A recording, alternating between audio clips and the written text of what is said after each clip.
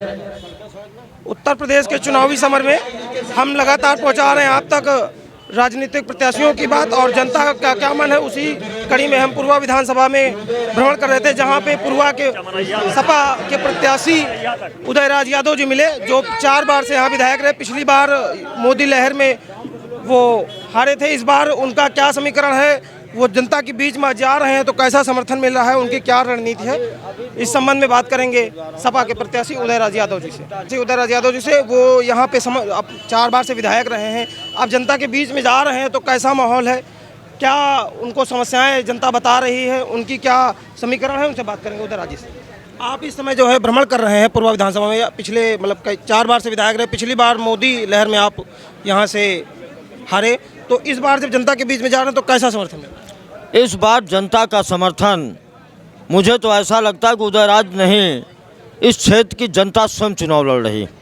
जनता का जो रुझान है, जनता जिस हिसाब से अपने आप आ रही है, आप देख ही रहे होंगे कि शायद हम तो बुलाए नहीं हैं, तो जिस हिसाब से मुझे लग रहा है कि जनता स्वयं चुनाव ये लड़ रही।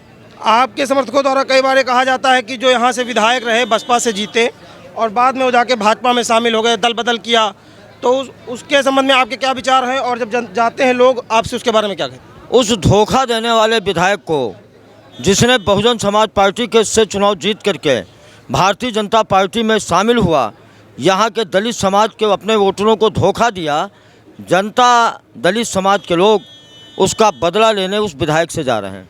आपकी पार्टी में की अगर बात करें, जो उनका घोषणा पत्र जारी हुआ है समाजवादी का, उसमें कहा गया है कि किसानों को 300 यूनिट बिजली फ्री देंगे और यूरिया DAP फ्री देंगे, तो ये सब इतना किया जा रहा है। तो उसमें जो विपक्षी पार्टियां, उनका कहना है कि आपकी सरकार में तो लाइट ही नहीं आती थी, शुल्क में नहीं मिल रहा था, तो निःशुल्क कैसे देंगे? ये भारतीय जनता पार्टी के लोग बहुत झूठे हैं।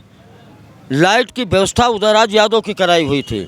शायद जब मैं विधायक था, मैंने 1 दर्जन पावर हाउस बनवाए थे कि लोगों को बिजली मिले।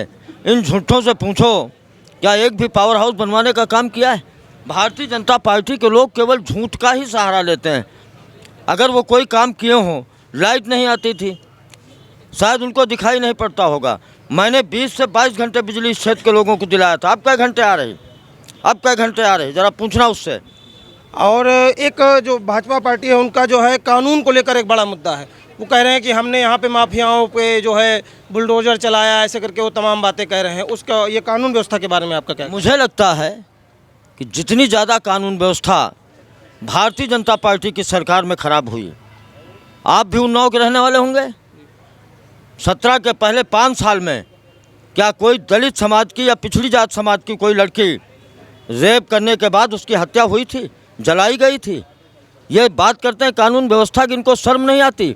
और इतना नहीं, घटनाएं बढ़ी बड़े पैमाने। 12 से 17 के बीच में उन्नाव में कोई ऐसी घटना नहीं हुई थी जिस तरह की जघन्य घटनाएं हुई, और इंसाफ भी उन परिवारों को नहीं मिला।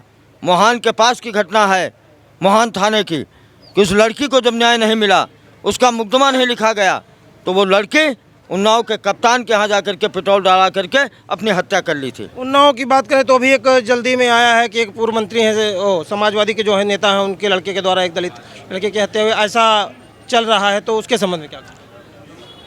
ये सही है कि उनके पिताजी समाजवादी पार्टी के नेता थे, उसको मैं इनकार नहीं करता हूँ, लेकिन उनका लड़का उनके मरने के बाद वो भारतीय जनता पार्टी में चले गए थे।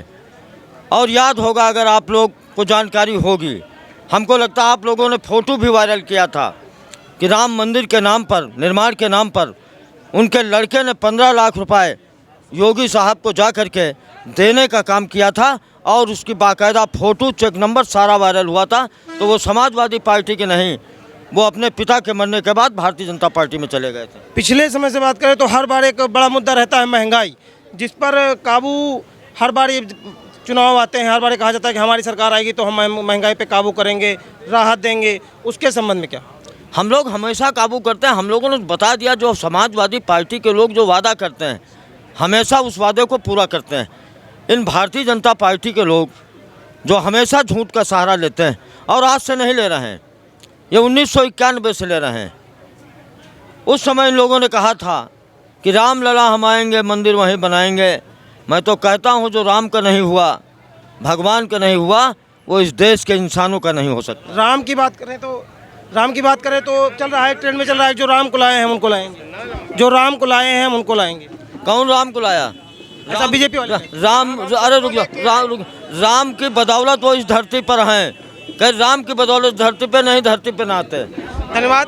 हमारे साथ बात कर रहे थे सपा के प्रत्याशी उदयराज जी, वो यहाँ से 4 बार विधायक। उनका कहना है कि इस बार वो स्वयं नहीं, उनका चुनाव जनता लड़ रही है। वीडियो जर्नलिस्ट पीयूष पांडे के साथ प्रशांत वाजपेयी, उन्नाव।